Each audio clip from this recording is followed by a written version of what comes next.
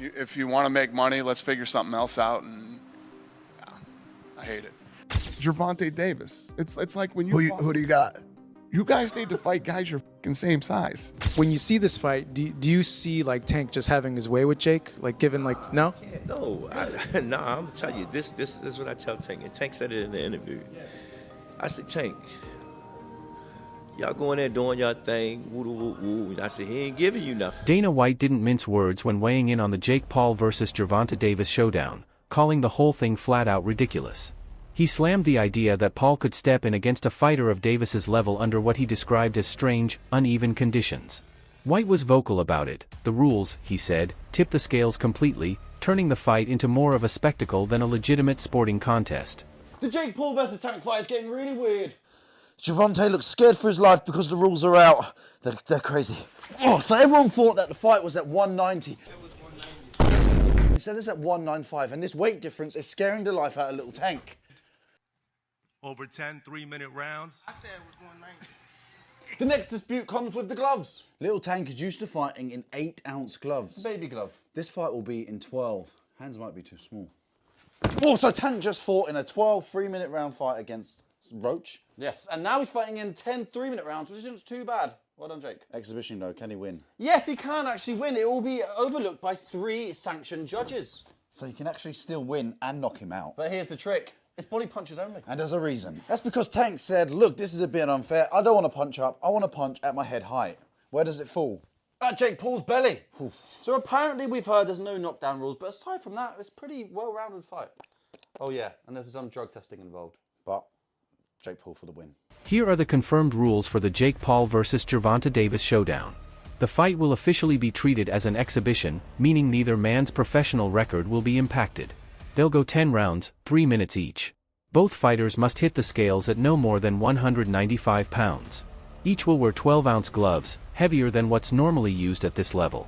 3 licensed judges will score the bout, and if it goes the full distance, an official winner will still be announced. And yes, ladies and gentlemen, there will be a victor, because the fighters have agreed and the commission has approved a maximum weight of 195 pounds for this exhibition.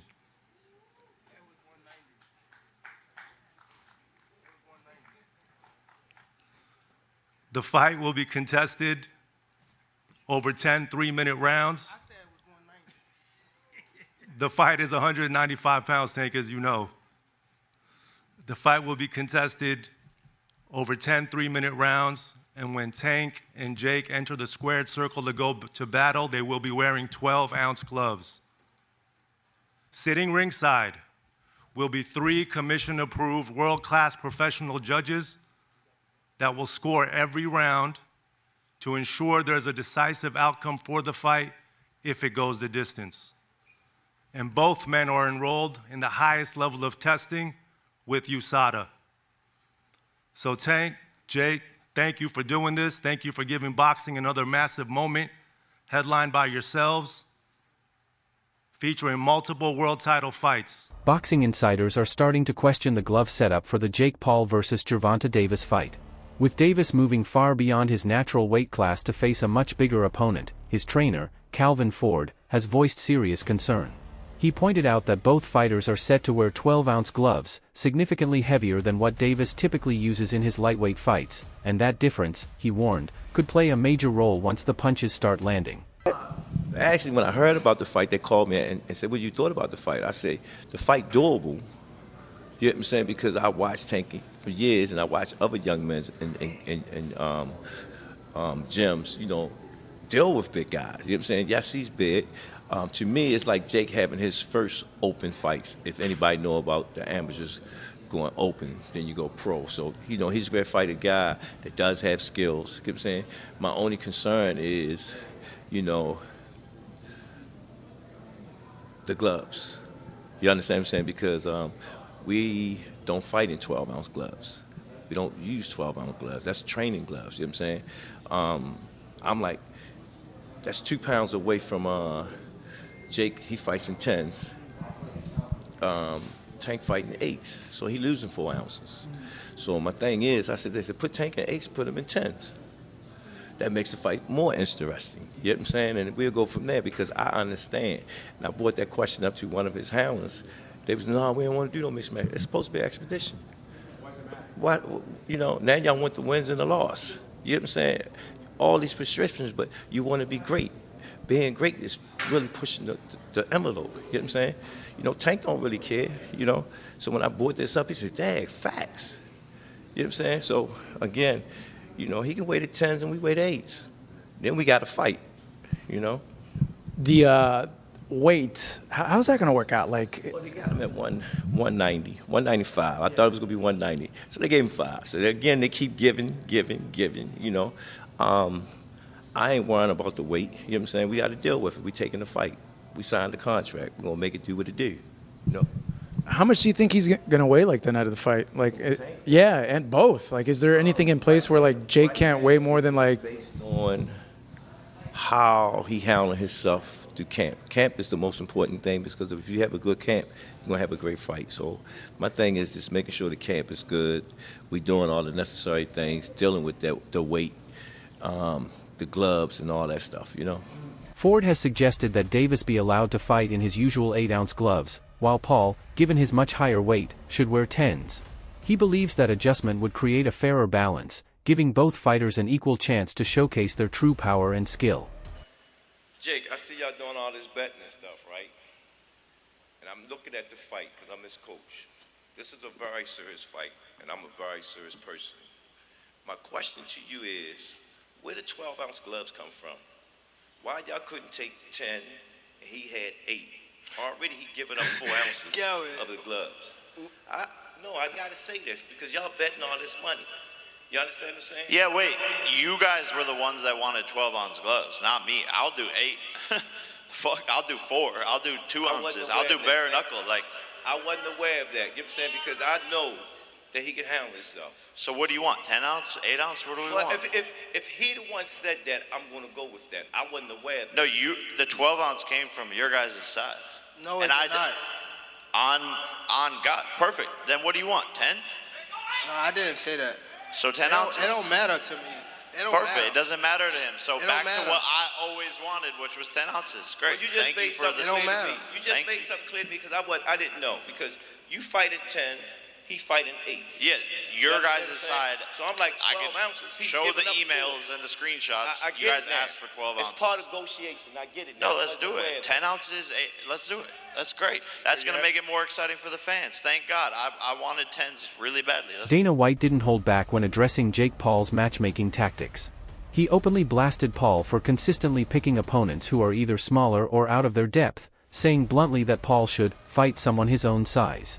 White reminded everyone that the one time Paul faced a fighter closer to his weight and skill level, he fell short, proof, he said, that these mismatches aren't helping boxing's credibility. Sharing his thoughts on the upcoming Jake Paul vs. Gervonta Davis fight, White called it completely unbalanced. He admitted Davis hits harder than most, but argued he's simply too small to realistically knock Jake out. According to White, Paul's sheer size and physical edge mean that, even with all of Davis's skill, closing the distance and landing clean will be a massive challenge. Gervonta Davis. It's like when you Who do you got? you guys need to fight guys your fucking same size. You know what I mean? Straight up ignored. When you fought Floyd, you are massive. You're a massive fucking dude. Floyd's tiny. And I'm sure when you were training, you're like, all right, I'm going to hit this guy with a couple punches and grab him, tie him up. And he did hit you with a fucking bomb of an overhand right one time. And you fucking ate it. You ate that punch. Logan's like proud of it. He's like, yeah, I did. Hell yeah, I ate that punch from a 140-pounder. You're damn right, dude. Now, granted, it's Floyd Mayweather, but you're still 200 pounds, dog. You know what I mean? This is why, and I agree with Dana on this, this is why the Gervonta fight makes no sense to me. Because even, yes, Floyd didn't have the punching power Gervonta had, but even if Gervonta lands, I don't see him hurting Jake to the point he knocks him out. So what are we even doing? Where is the idea of this gonna, where's the idea that Gervonta is even gonna hurt him?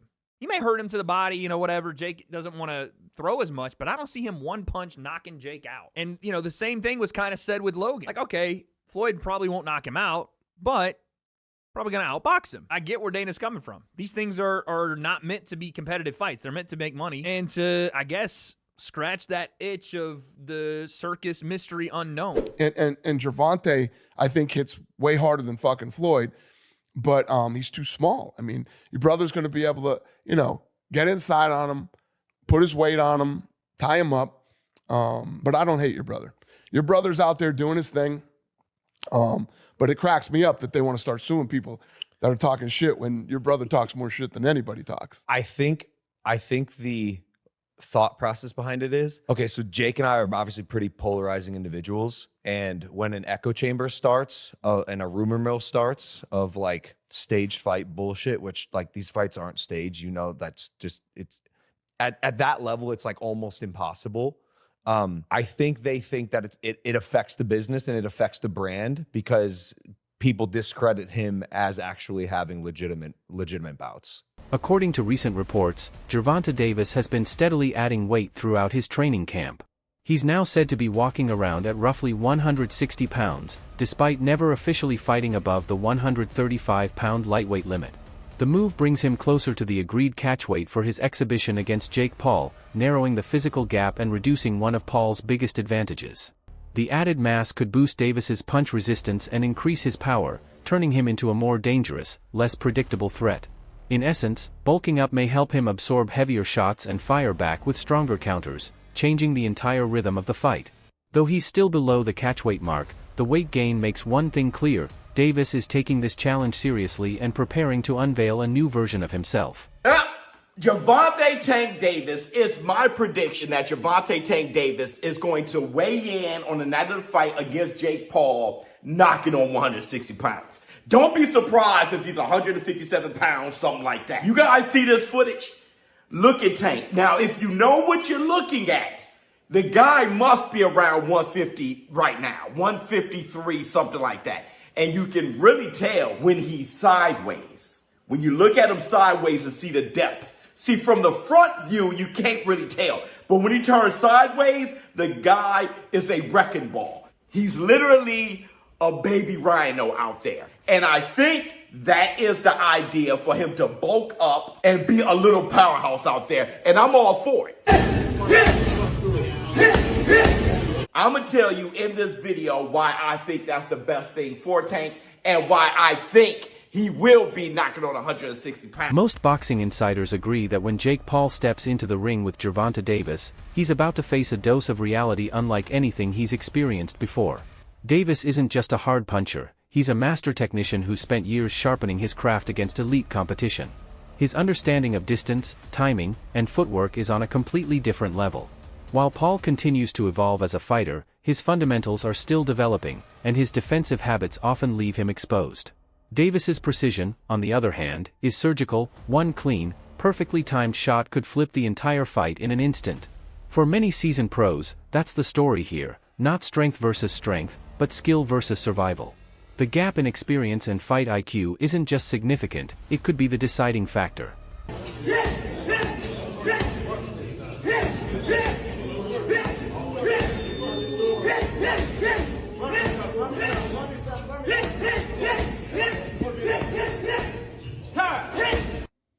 Tank Davis look crazy, bro. Chilaquiles. Gervonta Tank Davis hitting a heavy bag in preparation for his Jake Paul fight November 14th down there in Florida. Man looks absolutely amazing. Man looks like a monster. Man looks like precision. Jake Paul cannot take those body shots. You mean to tell me somebody who done fought UFC fighters and a man with Parkinson's disease can take a body punch from Gervonta Tank Davis and y'all basing y'all logic just because Jake Paul is big? No, Tank's going to go ahead and put this man to sleep. I'm telling y'all that right now. If Tank don't put this man to sleep, he done let the black community down, he done let boxing down, and he ain't never been that nice. You Tank fans, y'all trying to give him a pass. If y'all said Tank is as skilled as y'all say he is, if he does not put Jake Paul to sleep and stop Jake Paul, his boxing career is absolutely voided. He already don't care about legacy, and just imagine he don't knock out Jake Paul, and now y'all gonna say it's not a real fight, it's an exhibition. No, we not giving no passes, bro. This Gervonta Tank Davis. He needs to put Jake Paul to sleep. I don't want to hear nothing about, oh, Jake Paul too big. No, Jake Paul chin ain't never been tested by somebody that hit as hard as Gervonta Tank Davis. Tank should put this man to sleep with ease. I'll say that respectfully. If you don't put him to sleep, A 2-pack of ass. That shit stinks. that's a 2-pack of ass at the highest level. And it's a musty energy at the highest level. Get it together. Get it together. Tank looks amazing. That's the Chilla Killer. Chilla Killers. Chilla Killers. Teddy Atlas has gone on record saying that Gervonta Davis might be the closest thing to a complete fighter in boxing today. He highlights Tank's rare combination of explosive knockout power and high ring IQ, a blend that separates great punchers from great boxers. Atlas breaks it down simply: Davis doesn't just swing for the finish, he creates it. He praises Tank's ability to bait opponents, control range, and time counters with precision that feels almost calculated. Beyond the physical tools, Atlas points to Davis's composure, the calm, patient mindset that lets him think 2 or 3 moves ahead, even in chaos. To him, that's what makes Tank so dangerous.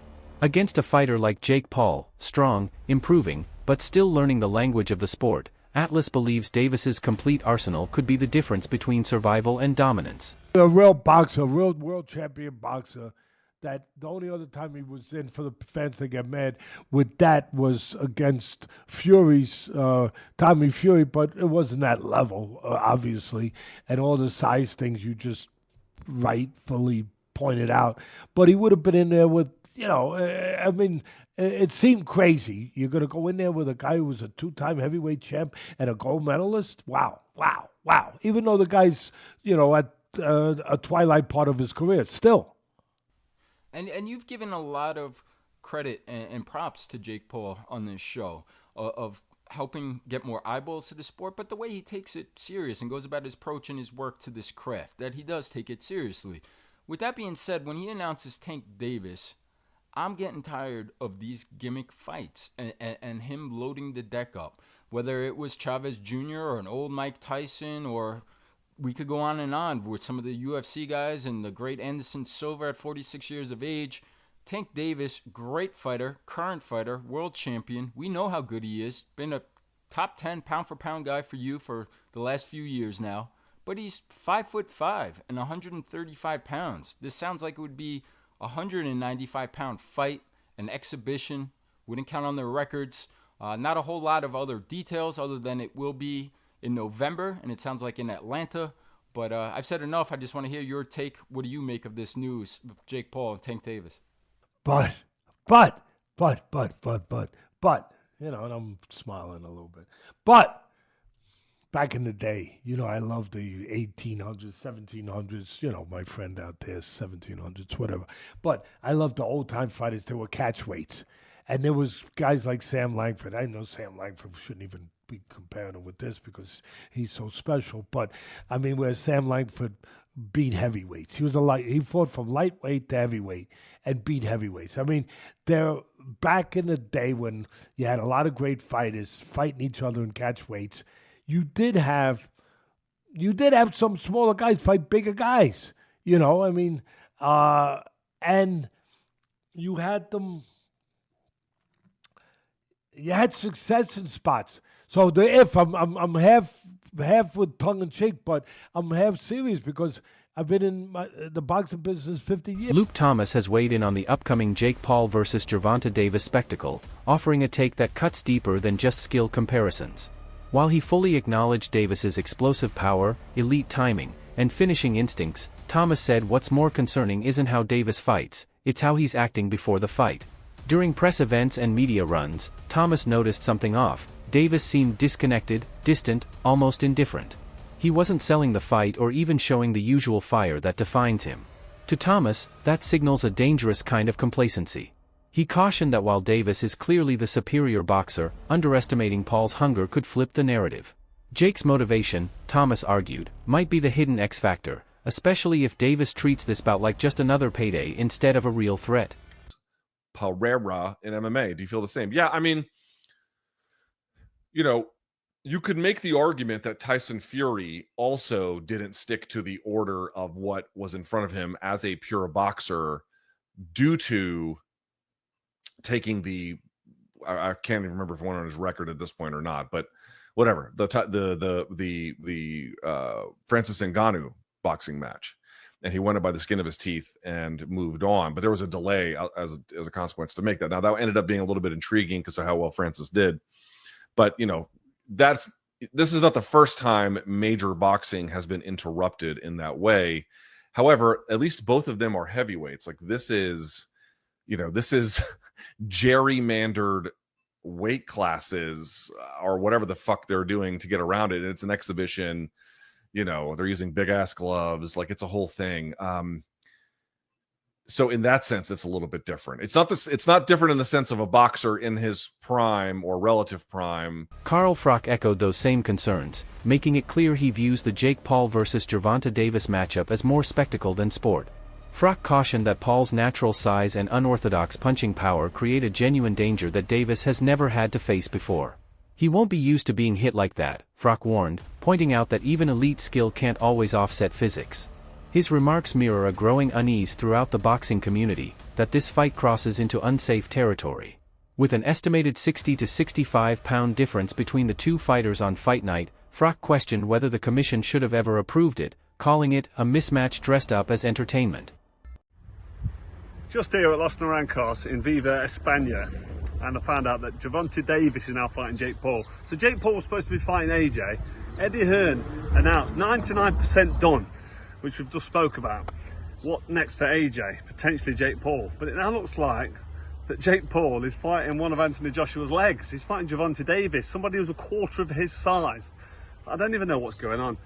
Has Eddie Hearn been played? Let me know what you think. But the AJ fight with Jake Paul's finished. Gervonta Davis, fake Paul, November. I don't know what's going on in the world of boxing. This is an absolute joke. What next for AJ? We'll get into this, and there's so many questions I want to get into in the next episode, but I hope you enjoyed this one. And yeah, I just thought I'd give you a quick update because the news has just come in and I'm just trying to relax and play a bit of golf, and I can't. I've got to get it off my chest. I'm going to add it to this video. Hope you enjoy it. Don't forget, if you haven't already, hit like, share and subscribe to the best channel in the business, Froch on Fighting, and we'll see you very soon. Meanwhile, comedian and commentator Aries Spears didn't hold back when weighing in on the upcoming clash between Gervonta Davis and Jake Paul, calling the entire event performance art disguised as boxing. Spears mocked the circus-like build-up, saying the promotion feels more like a scripted blockbuster than a real fight, yet despite his criticism, he still picked Davis to finish Paul by round 3. What makes Spears' take stand out is that mix of cynicism and respect. He laughs at the spectacle but recognizes Davis's frightening precision and power as something very real. His remarks reflect the wider mood around the fight, a strange hybrid of showmanship and danger, where hype meets genuine skill. Whether fans tune in for the chaos or the craft, Spears summed it up best, **It may be a circus, but once the punches start flying, the act gets real. The next fight that's coming up is Tank Davis versus Jake Paul. Oh, this is such a circus. Yeah.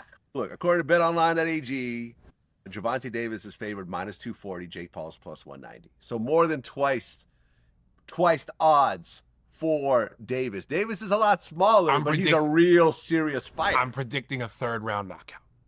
Ooh. Third round knockout. He's out of there. Listen, I don't know what's the bigger joke, that fight or Tyson versus Floyd Mayweather. We'll talk about that in a second. We'll talk about that in a second. Yeah, this is honestly just disappointing. As a boxing fan, to just keep seeing these circuses happen over and over again. I don't know if the rumor's true, but I heard Floyd was talking about coming out of retirement to fight Crawford. Now that's got some panache to it. That'd be interesting. Yeah, but it would be. I think Floyd will end up taking a loss. Finally. That's the thing. He'd mess up that record. Yeah. And I would respect him for it because we know how much he's tried to protect the record. Take the risk. This is what great fighters are supposed to do. Yeah, but it's interesting because people were saying that Terrence Crawford should retire because he's, 43-0 at this point? Okay. He's 37 years old. I personally don't But he's still got the goods, though. Oh, he's got the goods. Yeah, he's still got the goods. Because Canelo was a monster. Crawford had been dominating for a while. Right. And, he had only had 2 losses, one of which was Mayweather, very early in his career. But this whole, Jake Paul, Gervonta Davis thing is just, because Gervonta was supposed to fight Roach. It was supposed to be a rematch because it was, I believe, a draw last time. Yeah. So you go and fight Jake Paul instead? I'm sure it's a much bigger bag. I'm sure it's a much bigger bag. And clearly that's what it's about. It's the bag, you know? Yeah. Yeah. I mean, pretty soon they're going to have Denzel Washington fighting somebody. Like, you know, they're going to start putting, like, old men. I mean, they're already putting old men in the ring. As long as before the fight, Denzel looks at his watch and goes, 16 seconds. I'm with it. Do you think this fight is a true test of boxing skill or just a made-for-entertainment spectacle designed to draw views and headlines? Let me know what you think in the comments below. Is it sport or showbiz?